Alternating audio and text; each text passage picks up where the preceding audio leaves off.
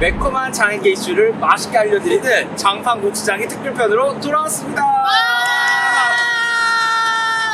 예, 지난 12월 4일부터 서울시내 지하철이 아주 뜨거운데요.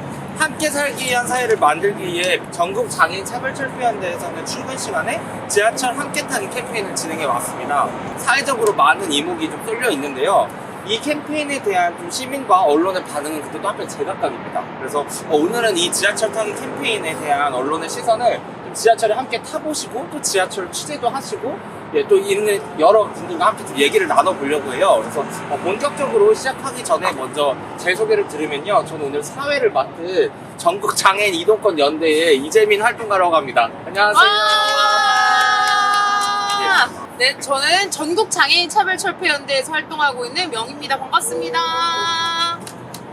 서울시장애인 자립생활센터에서 활동하고 있고 또 노들장애인 자립생활센터에서도 있습니다. 이영숙입니다. 저는 장애인 인터넷 언론사 비마이너에 있는 강혜민이라고 합니다. 네, 아마 장판 고추장을 처음 보시거나 사실 서울에 살지 않으신 분들 같은 경우는 이 지하철 타기 캠페인이 조금은 생소하실 수도 있을 것 같아요. 교통약자 이동편의 증진법이 이제 2005년도에 제정이 됐는데 그 법안의 개정을 알리면서 실제적으로 예산의 반영 없이는 그 법이 실제 현장에 작동되지 않는 기획재정부의 예산 책임 촉구를 위한 실제로 지하철 내에서 선전전을 벌였고요. 우리는 매일매일 그전 첫날부터 될 때까지 지하철을 장애인도 지하철 타고 싶다라는 캠페인을 진행할 예정입니다. 단지내 더 이상 우리는 이렇게 살 수 없습니다. 장애인들의 권리가 쓰레기 취급받고 시위통에 버려지는 이러한 비참한 현실, 불평등한 현실을 부인하지 않겠습니다.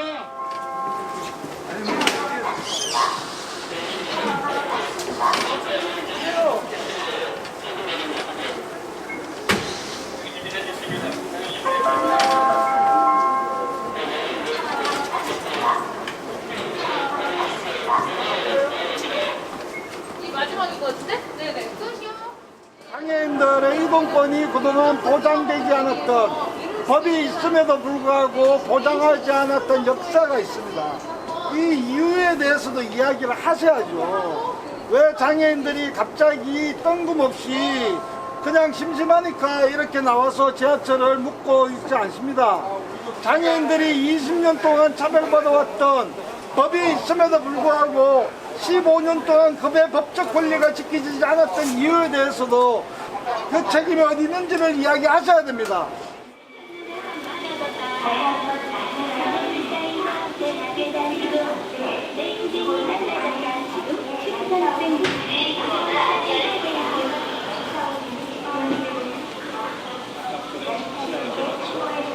이제 본격적으로 얘기하면 우리를 기록해주는 되게 많은 사람들이 있잖아요. 자의에 의해서든 타의에 의해서든. 근데 어쨌든 그 중에 대표적인 남는 것 중 하나가 신문, 매스컴일 것 같아요. 제가 2012년에 비마이너 들어오고 나서 그 활동지원 투쟁할 때 구전으로 내려오는 그 전설적인 투쟁이 있잖아요. 구전으로만 이어져 오는 한강대교를 6시간 동안 기었다. 옛날에 2013년도인가에 제가 그 당시에 투쟁을 좀 정리하는 기사를 쓰기 위해서 언론사들을 막 뒤져봤어요. 기록들을 찾잖아요. 기사를 쓰기 위해선 예전 기사들을 찾아보는데 나와 있는 곳이 없는 거예요. 우린 엄청나게 거대하고 멋진 투쟁이고 이것으로 인해서 활동지원 제도화가 됐어 라고 이야기를 하는데 주류 언론사 어디서도 제대로 기록된 곳이 없고 다 장애인들이 차를 막아서 교통 체증이 빚어졌다. 그렇게로만 딱딱딱 되게 단편적으로만 교통 체증을 빚은 그냥 하나의 1분도 채 되지 못하는 어떤 몇 줄짜리 사건으로만 그게 아주 납작하게 남아있는 거예요. 그걸 보면서 비마이너가 어떤 것들을 기록해야 하는지 그리고 이 기록을 한다는 행위가 어떠한 의미인지가 그때 좀 깨달아졌던 것 같아요. 이 현장에서 100가지의 일이 일어난다고 할 때 근데 사실 기자가 기록할 수 있는 건 굉장히 한정되어 있거든요. 이 사건으로 남은 두세 가지의 일들만이 결국에는 이 사회의 기억으로 남고, 근데 그 이후에 누군가 또 이 사건을 써. 그럼 그 사람은 이 두세 가지 중에서 또 하나만 쓰거든요. 그래서 내가 이 현장을 좀 선택적으로 쓰는 것에 대해서 그런 고민들을 되게 많이 했던 것 같아요. 근데 이건 비마이너 그냥 강혜민 어떤 기자의 시각인 거고. 이규식 대표님 휠체어 바퀴 빠진 그 사진이 사실 좀 유달리 많이 지금까지도 쓰이는 것 같아요. 그래서 아마 좀 누군가는 그 상황에 대해서 궁금해할 수도 있을 것 같은데, 그 아까 뭐 단차 때문이라고 말씀하셨지만 좀 그 상황에 대해서 조금 더 자세하게 얘기해 주실 수 있을까요? 그 언론이 좋아하는 그 사진이 나오게 된 과정.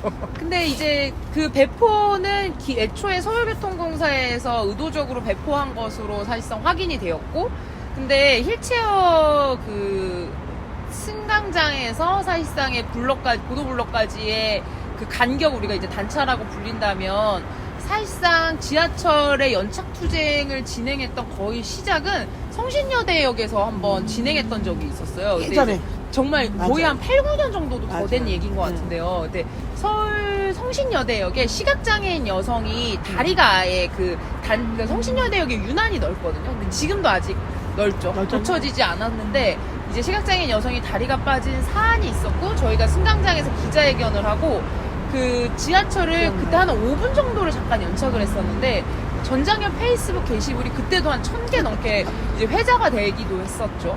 2021년이 돼서 여전히 그 단차 간격이 이제 굉장히 넓고 하다 보니, 예, 그 휠체어를 지나가는 과정에서 이제 바퀴가 빠진 것이고, 그 이후부터 교통공사에서 갑자기 그 경사로를 들고 다니면서 또 열심히 챙겨주시죠. 저희를 승하차를 할 수 있게끔 챙겨주시는데, 그 해당 사진에 어떠한 구체적인 설명도 없이 저는 이런 형태로 보도되는 건 굉장히 악의적인 게 아닌가, 일단 이런 생각이 들고, 그 기사들의 결을 그래서 좀 잘 나누어야 된다, 뭐 이런 좀 생각도 드는 것 같아요.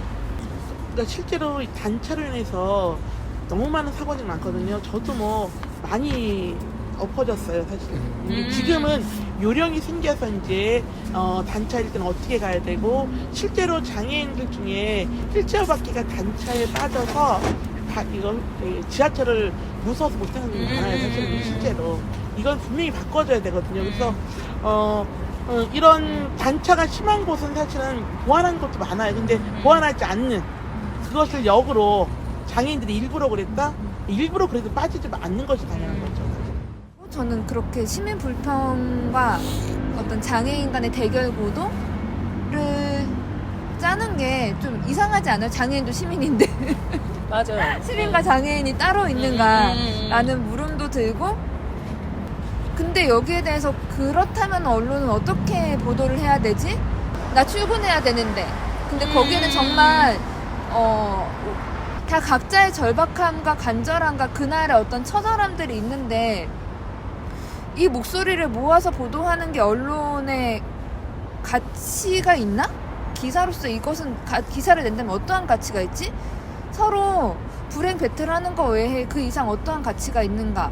어떤 의미를 생산해내야 되는데 기사라면은, 그럼 언론은 무엇을 지문해야 하는가가, 나는 이러한 권리들을 얘기했는데 장애인이 뭐 버튼도 못 눌러, 지하철도 못 타, 이런 장애인만의 불편함으로 국한돼서 이야기하는 게 딱 언론이 장애인의 문제를 어떻게 바라보는지의 어떤 시선의 높이인 것 같아요. 장애인은 불편해야만 한 존재, 그리고 그 불편함을 우리 사회는 수용해줘야 돼. 굉장히 시혜적인 거죠. 동정인 거고, 딱 그 수준까지만 우리 사회는 허락해줄 수 있어. 이 선 넘지 마. 이 선 넘어가는 순간 권리를 얘기하고, 우리는 아니야, 투쟁을 하는 거야, 이 사회에 우리는 권리를 요구하는 거야 라는 이야기가 들리지 않는 거예요. 어떻게 장애인이 감히 권리를 요구하고 비장애인을 상대로 문제 제기를 하고 싸워. 장애인이 체계적으로 배제되었다라는 생각을 많이 하거든요. 맞아요. 그렇게 일상 속에서 장애인이 휠체어 탄 사람이 있을 텐데, 뭐 발달장애인이 있을 텐데, 이런 생각이 드는 게, 내 주변에 그런 사람들이 많이 포진되어 있어서 그냥 그 사람이 어떤 브라운관 속에 존재하는 이미지가 아니라 내 일상의 존재의 관계 속에 스며든 사람이잖아요.